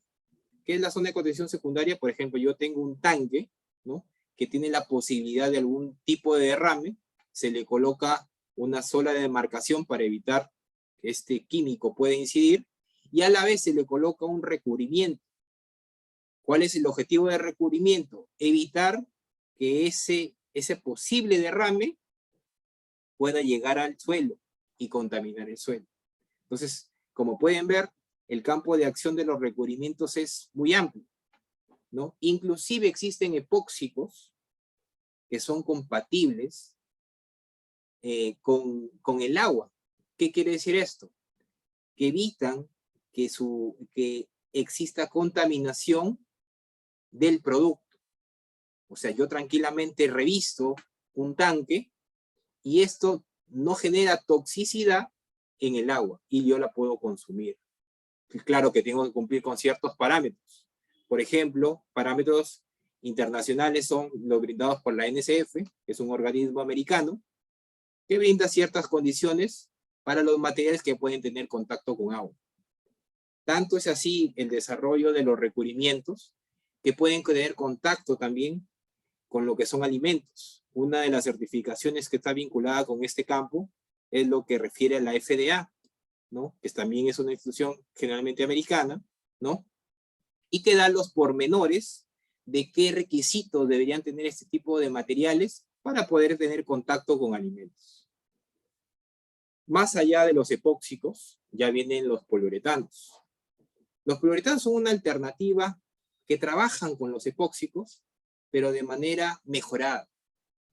Por ejemplo, si yo tengo un tanque, como se vio en la imagen inicial, ¿no? que tiene pintura epóxica, como pintura expuesta al ambiente, la debilidad de una pintura epóxica expuesta al medio ambiente es un fenómeno que se llama tizamiento. ¿Y qué es el tizamiento? El tizamiento netamente es el deterioro de un recubrimiento por acción de los rayos UV. Cuando hay la incidencia de los rayos UV, quiebran los enlaces de la resina, que es la estructura o los componentes de la pintura, y esto expone al pigmento. Uno lo puede observar también en las paredes. Cuando uno toca la pared, por ejemplo, la pared puede ser amarilla, yo lo toco con mis dedos y veo en la pigmentación, en este caso polvo amarillo. En este caso es un tizamiento, un desgaste, un rompimiento, el deterioro de la estructura molecular de la resina del tipo de pintura y la exposición del pigmento. Ahí entran a tallar los poliuretanos. ¿Por qué? Porque este tipo de pinturas mejoradas tienen una mejor resistencia a lo que son los rayos UV. Y más allá de los poliuretanos ya vienen los polisiloxanos. Y los polisiloxanos ya son una tecnología que nuestro mercado local casi no usa por el alto costo que tienen este tipo de productos, pero que cumplen la función tanto del poliuretano, que es una función de resistencia a los rayos UV, y a la vez de los epóxicos, que cumplen una función anticorrosiva. Entonces son una tecnología mejorada. Si uno quiere investigar un poco más, por ejemplo, las especificaciones del Ministerio de Transportes y Comunicaciones establece dentro de los sistemas de mantenimiento de puentes, que nosotros lo vemos en el día a día cuando nos trasladamos de ciudad en ciudad, se realizan con recubrimientos del tipo de epóxicos, poliuretanos, polisiloxanos. ¿Por qué? Porque un puente, aparte de su estructura mecánica, requiere una protección anticorrosiva. Y la protección anticorrosiva casi en todo el país y gran parte de Latinoamérica se realiza con recubrimientos. Entonces vemos ahí el campo de acción de lo que son los recubrimientos. Vamos a hablar un poco de los componentes básicos que tiene una pintura. La pintura, si entramos en detalle de cada tipo, de cada tipo de una de ellas, ¿sí? Pues son varios los componentes, pero se agrupan generalmente en la siguiente manera. Las resinas es la médula de la estructura de una pintura. El siguiente componente, el solvente, facilita la fabricación de una pintura. Los pigmentos y las cargas y los aditivos ya tienen funciones complementarias al desarrollo de una pintura. Eso lo vamos a ver un poco más adelante. ¿Qué es la resina? La resina es el componente principal de una pintura. Si yo digo, o si sabemos, o si indagamos, o si revisamos un poco de las hojas técnicas de los productos que se encuentran en el mercado, la resina es el corazón de la pintura y determina el mecanismo de curado. ¿Qué es el mecanismo de curado? Cuando yo compro una pintura, el primer paso al aplicarlo es la evaporación del solvente de la pintura que he comprado. El segundo paso es el proceso de secado. Cuando se evapora el solvente, ya comienza a secar la pintura. Dependiendo del tipo de pintura, ya comienza la siguiente etapa, que es el curado. Y para el curado no es inmediato, no es 1 hora, 2 horas. Depende del tipo de pintura. Por ejemplo, los epóxicos, su proceso de curado dura 7 días, promedio. Hay epóxicos que pueden durar 30 días. ¿Y qué es el curado en sí? Es cuando los compuestos que tiene la pintura han reaccionado, han formado enlaces, han formado una estructura molecular entrecruzada y alcanza sus máximas propiedades físicas y químicas. Cuando esto ha sucedido, hablamos que la pintura ha curado. ¿Cómo se puede demostrar o cómo se manifiesta en el día a día de este tipo de industria? Es cuando, digamos, yo pinto o se recubre un tanque. El tanque no puede, yo lo pinto el día lunes, no, automáticamente no se pone en funcionamiento un tanque el día martes, sino que la empresa que provee este recubrimiento te indica en qué momento puede entrar en funcionamiento el tanque, de tal manera que el recubrimiento que va a contener al producto, que puede ser agua, que puede ser diésel, que puede ser ácidos o diversos productos, tiene que estar condicionado a que el producto haya curado. ¿Sí? ¿Qué más de importante tiene la resina?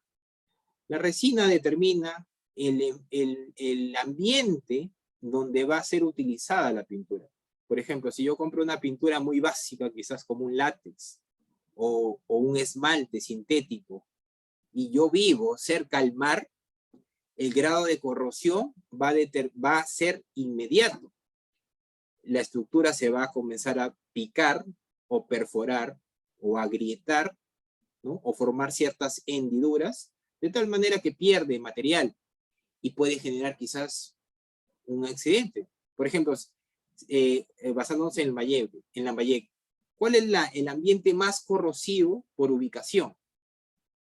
Lo que es más próximo a la playa. Es la zona más corrosiva por efecto ¿de qué? Del ambiente salino. Entonces, si yo me ubico por ambiente, yo tengo que utilizar un recubrimiento acorde a ese ambiente. ¿Sí? Entonces, ¿quién determina qué tipo de resina se debe utilizar? El ambiente donde me voy a enfocar o el ambiente donde voy a requerir este tipo de materiales. ¿Qué más determina la resina?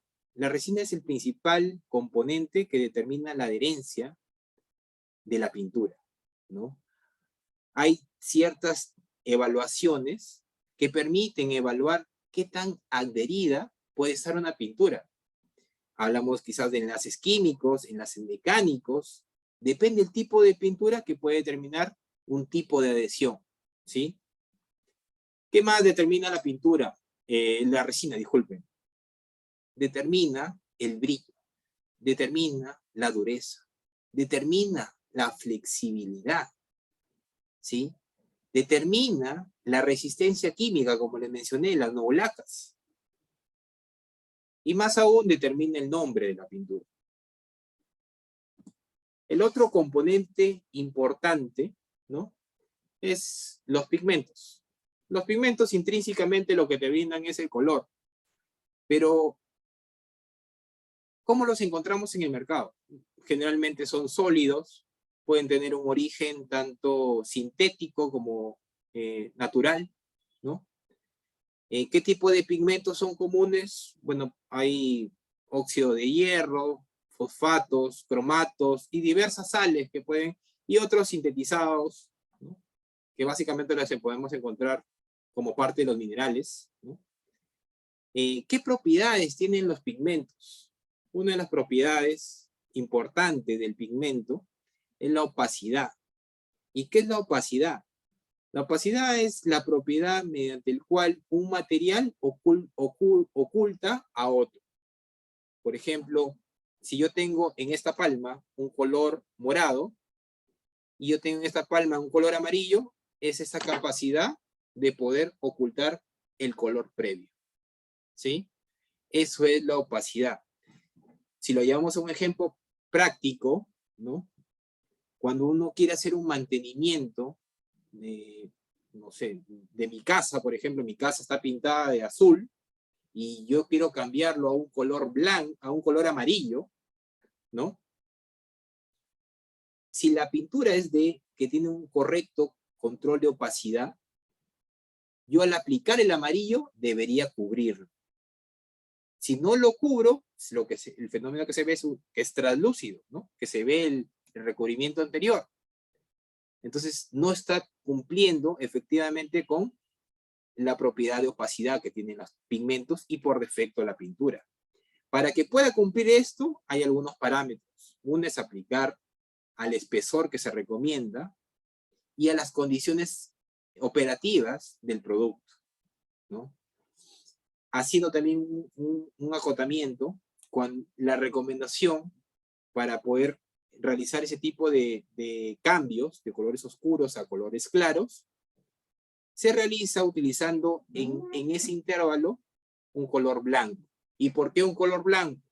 Porque el color blanco tiene su composición dióxido de titanio, y el dióxido de titanio, si uno busca un poco de literatura que gracias al internet es tan diversa, ya vemos que el dióxido de titanio es el que brinda la mejor grado de opacidad. O sea, va a ocultarlo con mayor facilidad. Y si vamos al ejemplo que les mencioné, si yo tengo un color muy oscuro como el azul, y yo quiero tener como color resultante el amarillo, coloco una capa blanca en su intermedio y recién aplico el amarillo. Entonces ahí se ve claramente lo que es esta propiedad específica, que es la opacidad. Como les mencioné, el color es algo intrínseco. La resistencia a la corrosión depende mucho del tipo de pigmento. Por ejemplo, no sé si es familiares el concepto de protección catódica. ¿Quién me da una protección catódica? La protección catódica está asociada básicamente a un material que puede sustituir de acuerdo a la escala de electronegatividad, y de esta manera por ubicación lo protege. Si vamos a un ejemplo, si yo tengo acero y tengo zinc, por la escala, ¿no? El zinc es más corrosivo frente al acero. En las pinturas se usa el polvo de zinc dentro de la composición de la pintura, a fin que cuando esté expuesto a la corrosión el acero, se desgaste este zinc. Entonces, de esta manera se ve la resistencia a la corrosión. Hay otras alternativas más, sí, hay fosfatos de zinc, cromatos de zinc, entre otros materiales que favorecen la propiedad de este tipo de pigmentos. Otro, si vamos a estructuras moleculares, es la resistencia a la humedad. Por ejemplo, el óxido de hierro micacio tiene una estructura laminar. Esa estructura laminar, por estar a la exposición del medio ambiente, detiene el ingreso de la humedad. Son como pequeñas láminas, ¿no? Pequeñas estructuras que evitan el ingreso de la humedad. ¿Y por qué es importante controlar el ingreso de la humedad? Porque reduce el problema principal, que es la corrosión. Y también favorece el nivel de brillo. Otro componente importante es el solvente. El solvente comúnmente lo podemos, ¿no? Es su propiedad principal el parte de la evaporación, pero dependiendo del tipo de pintura, puede ser que influya que sea más volátil o menos volátil, que influya en su nivelación. Si el solvente permanece más en la película, favorece en algunos casos la nivelación. ¿Y qué es la nivelación? Es que la pintura se vaya distribuyendo, se vaya adheriendo en una superficie. Y lógicamente, de acuerdo a la composición del tipo de pintura, regula la velocidad de secado. Otro componente importante son las cargas. ¿Y qué cumplen la función las cargas? Es el material que le da el grado de pesadez, es el que le da el cuerpo a la pintura. Otros componentes importantes, ¿sí? Y que son específicos para cada tipo de pintura. Por ejemplo, tenemos los secantes, que su objetivo principal es, tal cual su nombre, es acelerar el secado. ¿Quién determina el secado de una pintura? La resina. Pero ¿quién contribuye a que este valor sea un poco más corto? Son los agentes secantes. ¿De qué tipo de compuestos hablamos? De octoatos principalmente. Hay plastificantes, que netamente su función es flexibilidad. Hay antimos, antihongos, antibacterias, ¿no? Son compuestos químicos específicos en ciertas dosificaciones que contribuyen a brindar una propiedad más a las pinturas. El reológico, ¿qué es el reológico? El reológico es aquel agente que se adiciona a la pintura para que la viscosidad pueda mantenerse en el tiempo. Uno compra una lata de pintura, la compras en enero, en el mes de julio, ¿no? Usaste un poco, abriste la lata en enero, la moviste y su viscosidad es más débil, ¿no? Más fácil la puedo mover por acción del movimiento, una fuerza de corte, ¿no? Por el concepto de viscosidad, ¿no? Sin embargo, ya los meses siguientes comienza a ponerse un poco más espesa, ¿no? Mi esfuerzo es mayor. Entonces, esa propiedad de que en el tiempo aún no sea tan bruscamente el cambio, es debido al agente reológico, ¿no? Entonces, eso es lo que contribuye la gente. ¿De qué depende? Del tipo de pintura, tiene alguna característica especial de activación, entre otros componentes ya como parte de la fabricación en sí. El antipiel fue justo lo que le comenté al inicio, de los esmaltes sintéticos. Si yo compro un esmalte sintético y lo expongo al abrir la lata, al abrir la tapa exactamente, ¿no? Ya reacciona con el oxígeno. Y al reaccionar con el oxígeno, ya comienza a curar o a secar. Y cuando ya comienza a secar, se secaría toda la lata. El antipiel lo que hace es formar una pequeña nata en la parte superior, una capa gruesa. Y lo que hace es evitar que reaccione todo. Solamente se forma en la parte superior. Eso es donde pasa en los esmaltes sintéticos. Y así hay mucho más componentes, ¿no? Que ya podríamos hablar solamente por componentes de la pintura de un capítulo aparte, ¿no? Vamos a ver un poco también de lo que es fabricación. ¿Sí? Bueno, la fabricación de pinturas no es un complejo, es un proceso muy complejo, ¿sí? Como toda etapa inicial, comienza desde lo que es la selección de materias primas, ¿no? Dentro de las materias primas hay diversas, ¿no? ¿De qué depende? Del tipo de pintura. Generalmente en planta lo que se hace es tener una fórmula, ¿no? Que es una hoja donde se distribuyen el peso, el volumen, el tipo de producto, el tipo de pigmento que voy a utilizar en la formulación, y con eso se hace el pesaje y ya se lleva para la siguiente etapa, ¿no? Por ejemplo, hay fábricas de pintura, como les mencioné, una de las fábricas a las cuales yo he trabajado, este proceso es muy exhaustivo, inclusive tienen una etapa previa del control de cada materia prima, ¿no? Entonces, en la fábrica de pintura netamente, como producto final, ya las materias primas han pasado todos esos controles. Ya teniendo el pigmento, ya teniendo todos los componentes principales que se mencionó anteriormente, ¿no? De la pintura, ya iniciamos con la etapa, una de las etapas más importantes de la pintura es la dispersión de pigmentos. ¿Qué es la dispersión de pigmento?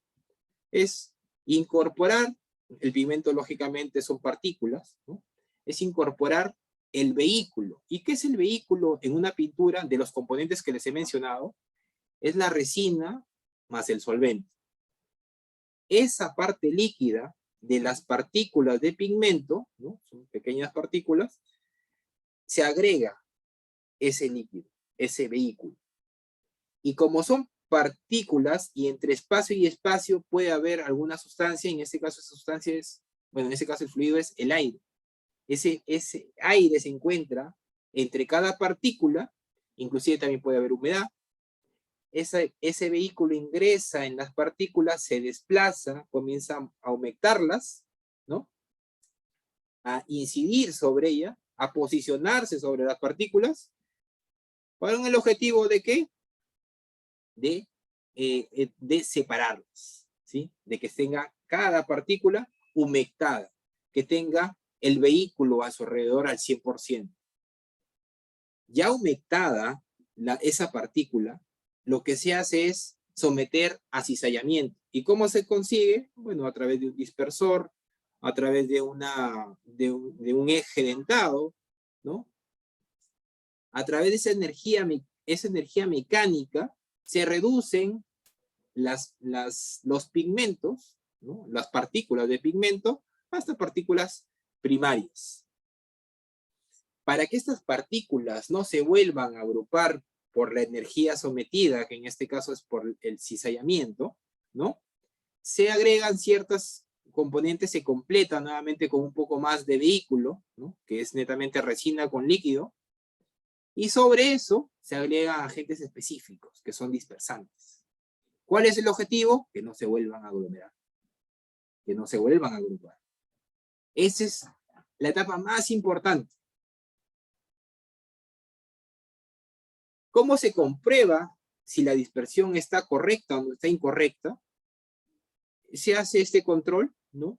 Que es agregar unas gotas de pintura en una regla metálica que tiene cierta graduación y cierta inclinación.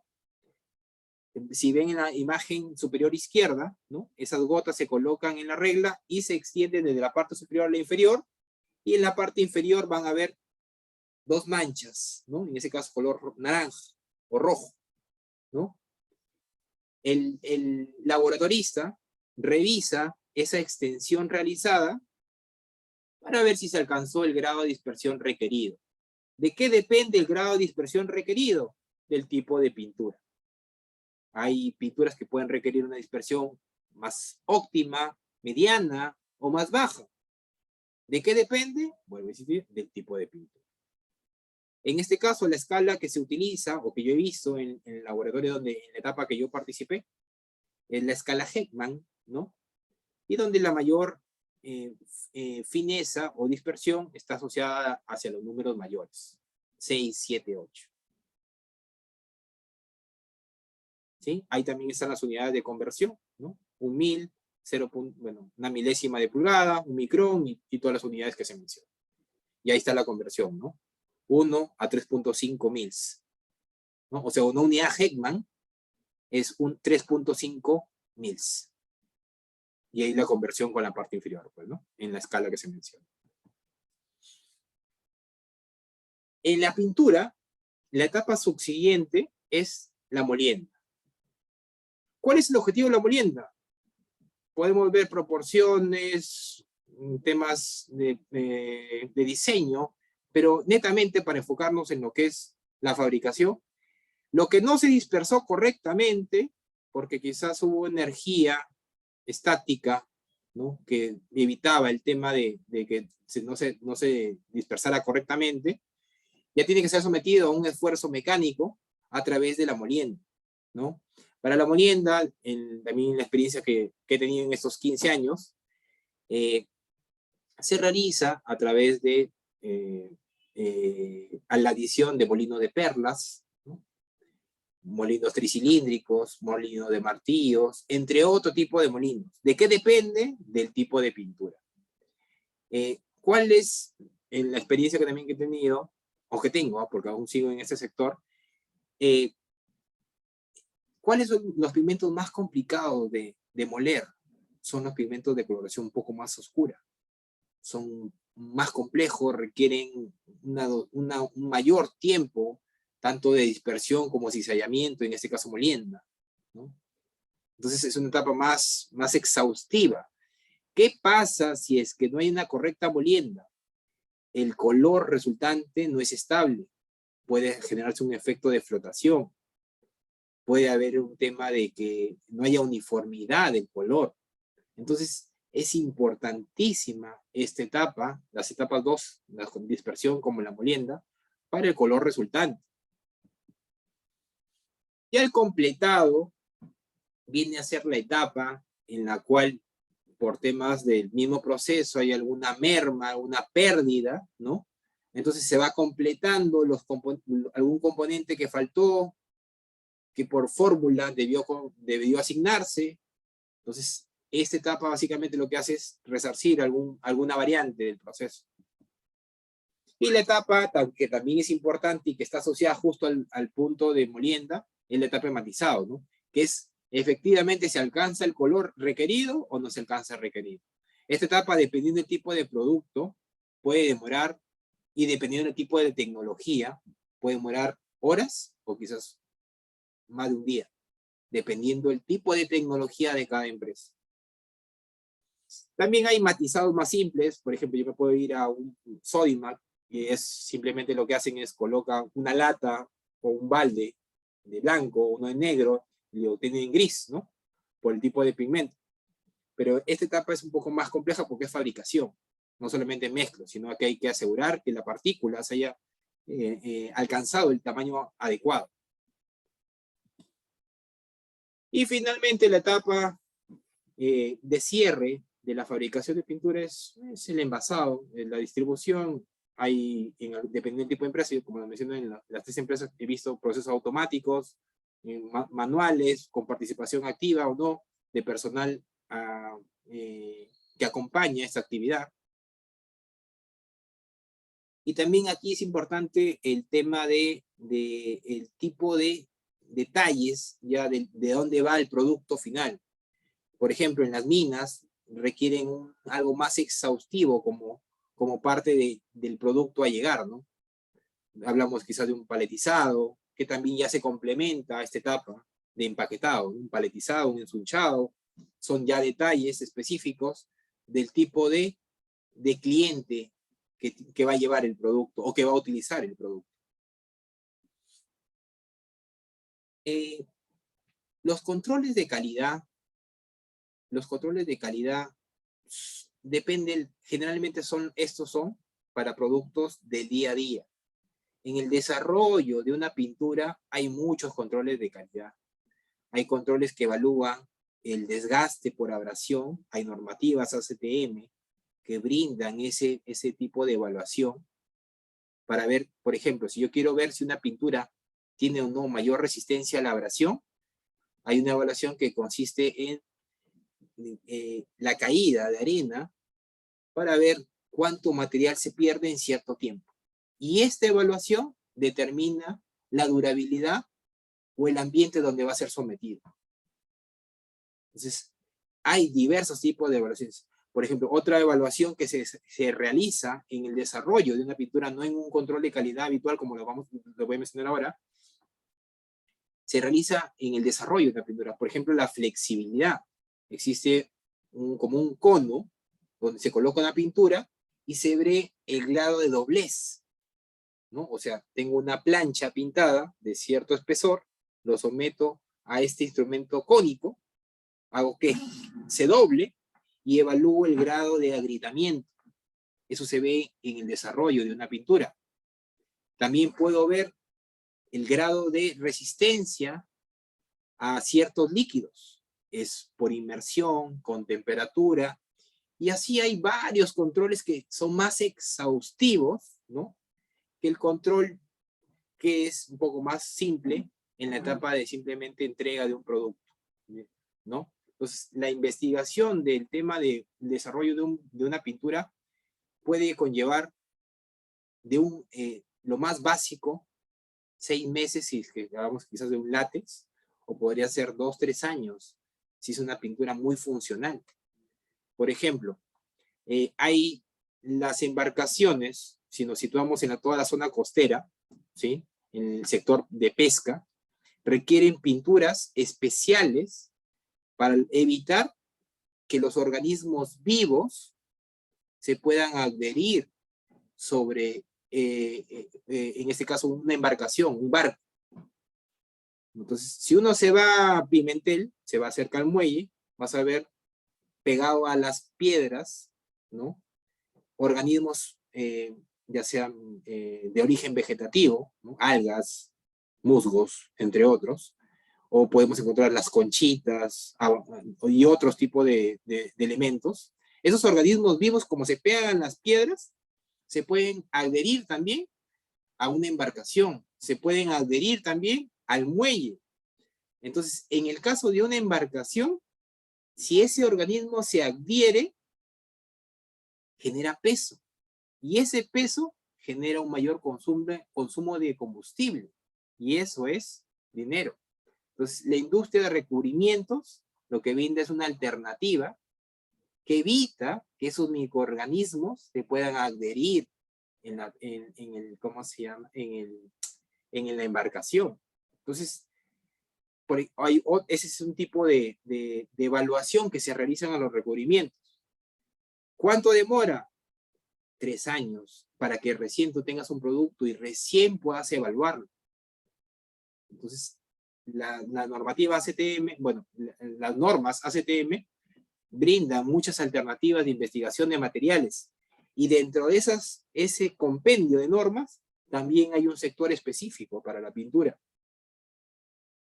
Regresando a la presentación, por ejemplo, una de las pruebas habituales que le hacen en la mayoría de pinturas que ustedes van a encontrar en cualquier ferretería o quizás en una casa especializada, que podría ser un Sodimac, o una casa especializada que puede ser netamente un fabricante de pinturas, es la viscosidad.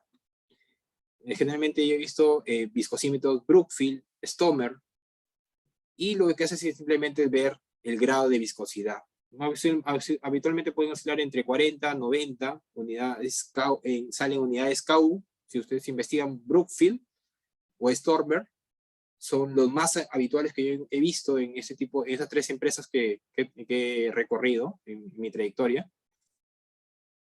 Y tienen una viscosidad que sale entre 60 a 90. ¿No? Esa es una de las pruebas.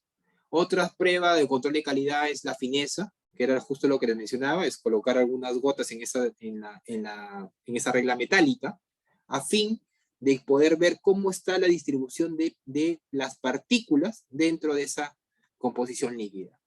Entonces, esa es la fineza. ¿Quién tiene mayor fineza? Los esmaltes. Mientras más brillo tenga, la fineza es mayor. Si vamos a la industria de automóviles, si vamos a la industria de la aviación, los automóviles generalmente usan como acabado los poliuretanos, y son poliuretanos de capas muy delgadas y brillantes. Su fineza debería estar en el lado más alto en esta evaluación, ¿no?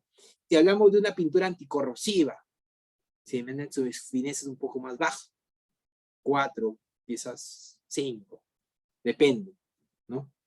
Entonces, eso es importante, la fineza, para que vean el enfoque, ¿no? Y igual es en la industria de aviones, ¿no?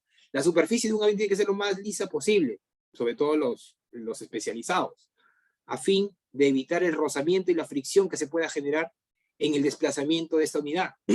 Y ahí involucra la industria de recubrimientos. Si hablamos del sector petrolero, también utiliza recubrimientos. Las calderas, los hornos, que pueden alcanzar diversos tipos de temperatura, citamos una a 500 grados, son recubiertas o son utilizadas para su protección los recubrimientos. En ese caso se usan las siliconas. Entonces hay un campo de acción muy diverso en el tema de recubrimientos.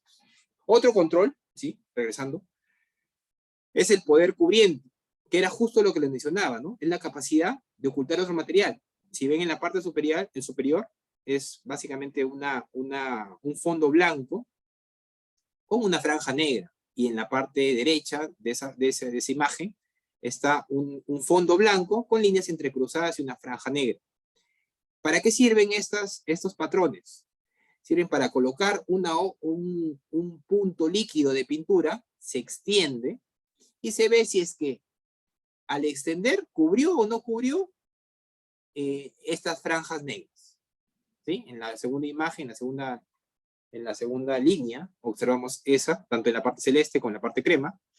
Y en la tercera fila, observamos en una tiene un correcto poder cubriente y en la otra le falta un poco de poder cubriente, ¿no?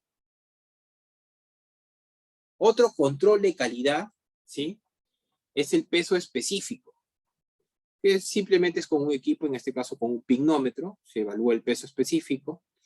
Otro control es el color, que es uno de los más importantes durante una fabricación tradicional o fabricación diaria.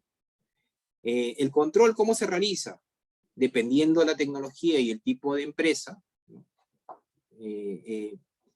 Puede ser visual, ¿no? En esto las especialistas, de mis compañeras, las especialistas netamente son ¿cómo se llama?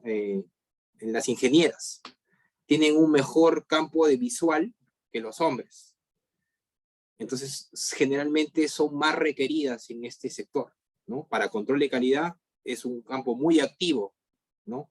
Porque tiene mejor criterio de selección y análisis en el tema de color. También hay otros parámetros, por ejemplo, también hay la tecnología a través del data color, que son equipos especializados y que ya no van al tema, llevan al tema cuantitativo, ¿no? En este caso se hace uso de las unidades cromáticas, ¿no? Que es un rango que establece los colores primarios y el grado de iluminación, y determina qué tan cerca estás a cierto color o a cierto grado de iluminación. Y de esta manera tienes más cerca al rojo, más cerca así, ¿no? Más cerca al color que pueda desarrollar o que pueda requerir. Esto es más cuantificable, es mejor, es más medible, ¿no? Otras guías que se utilizan para el tema de color y que son muy usadas en la industria son las cartillas RAL. Las cartillas RAL, la procedencia es alemana. Son cartillas con diversas codificaciones, van desde el 1000 hasta el 9000. Por ejemplo, todos los códigos 1000 se refieren al amarillo, los 2000 al naranja, los 3000 al rojo. ¿Qué quiere decir esto? Que puedo encontrar 3001, 3002, 3003 y así, ¿no? Son una buena alternativa para evitar.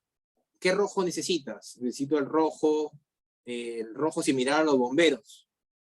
Es muy subjetivo, porque no sé si serán los bomberos de Lambayeque, los bomberos de Lima, ¿de qué bomberos? Entonces, ahí llevamos algo estándar. En este caso, la cartilla RAL es un estándar que se utiliza de manera general y que en la industria permite una uniformidad y una continuidad si hablamos de colores.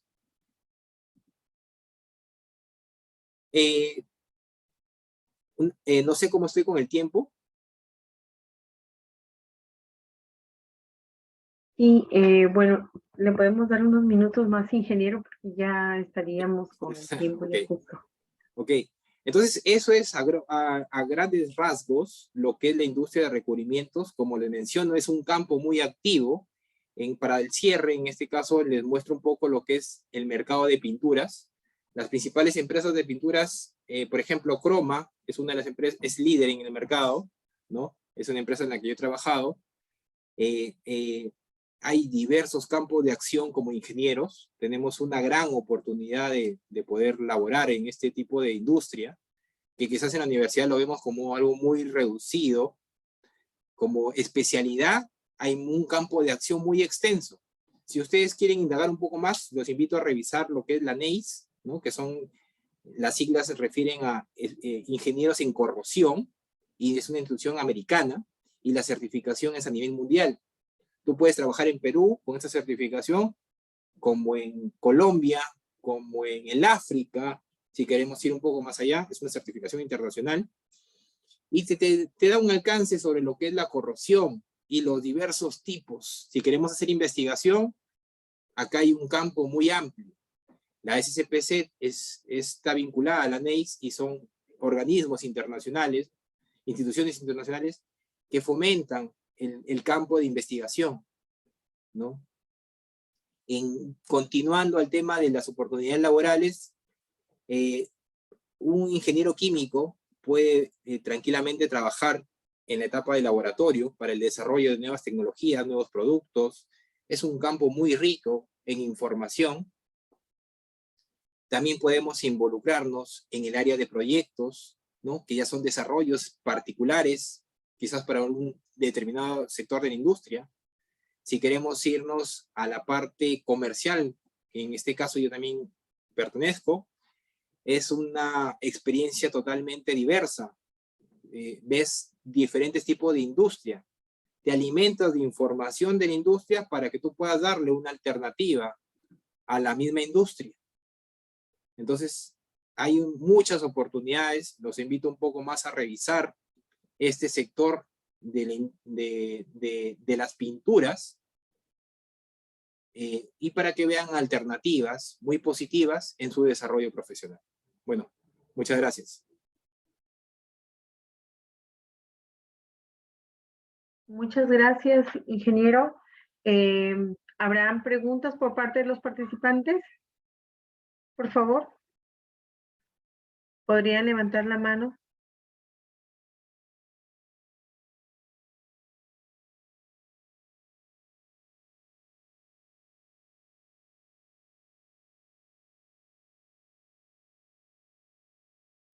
Ingeniero, disculpe, ¿podría dejar de compartir pantalla? Ah, ya, disculpen. Ok, perfecto, Gracias. gracias.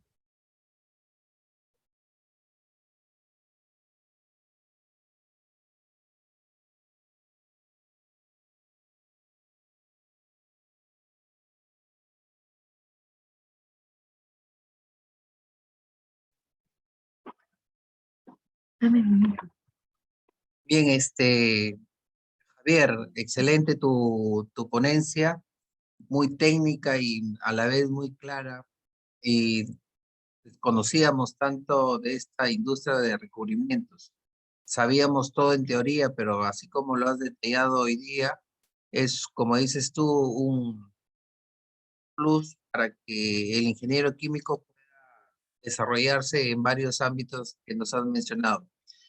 Permíteme entregarte y hacer esta constancia, este certificado por el Colegio Ingeniero del Perú, Consejo Departamental del Ambiente, otorgado al ingeniero Javier Henry Arbaiza Torres, por haber participado como ponente en la conferencia Visión Estratégica de la Industria del Recubrimiento en el Perú, desarrollado por el capítulo de Ingeniería Química, 18 de enero de 2023, por el 48 aniversario, con una duración total de 3 horas académicas. Muchísimas gracias, Henry. Muchos éxitos profesionales y esperamos nuevamente contar en otra oportunidad con tu presencia.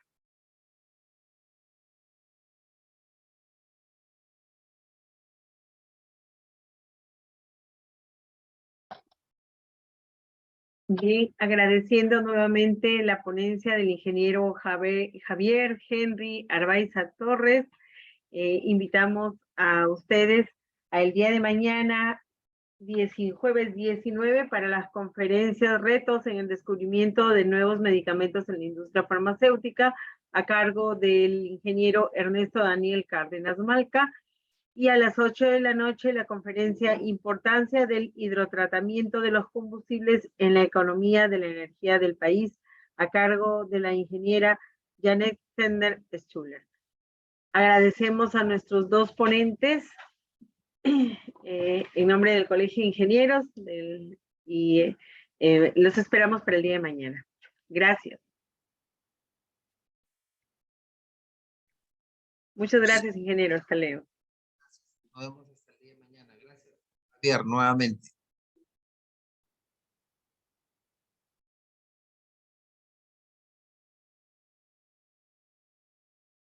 Muchas gracias, buenas noches. Buenas noches.